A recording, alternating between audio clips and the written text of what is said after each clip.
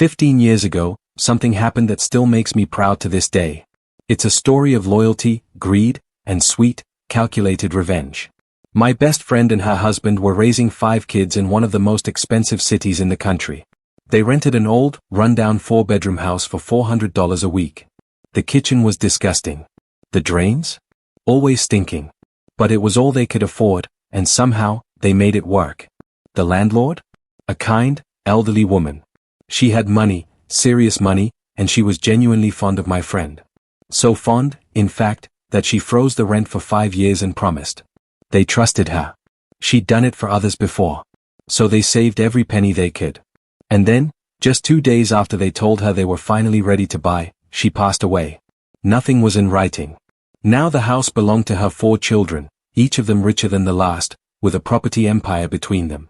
At first, they assured my friends, "Don't worry. We'll honor the deal after probate." Relieved, my friends started making plans. They stripped wallpaper, painted walls, imagined a future. When probate cleared, the kids agreed to sell, at the originally agreed price. But when my friends applied for the loan, it was denied. Why? Because the greedy inheritors had secretly raised the price by $80,000. They planned to list the house on the open market in 7 days. My friends were shattered. With rents skyrocketing, they'd never afford another house this size. And those smug brats? They didn't need the money. This wasn't business, it was greed. Pure and simple. That's when I decided. If they want to play dirty, we'll play smarter. We rearranged furniture to shrink the space, added clutter, and plastered motorcycle posters everywhere. A boiling pot of cabbage simmered for hours. Ammonia sprayed by the front and back doors gave it that unloved cat colony vibe. 24 rotten eggs were poured down the drains. It smelled like a sore, nauseated face. We dumped an old couch across the street, with the neighbor's permission, of course. Then we called in favors. Friends with loud, beat-up cars circled the block all day. We invited our rugby buddies, big, rowdy men in their roughest gear, and threw a barbecue next door. Free beer, blasting music, and motorcycles. It looked like a biker rally. Right on open house day. Buyers came, and left quickly. One woman didn't even get out of her car.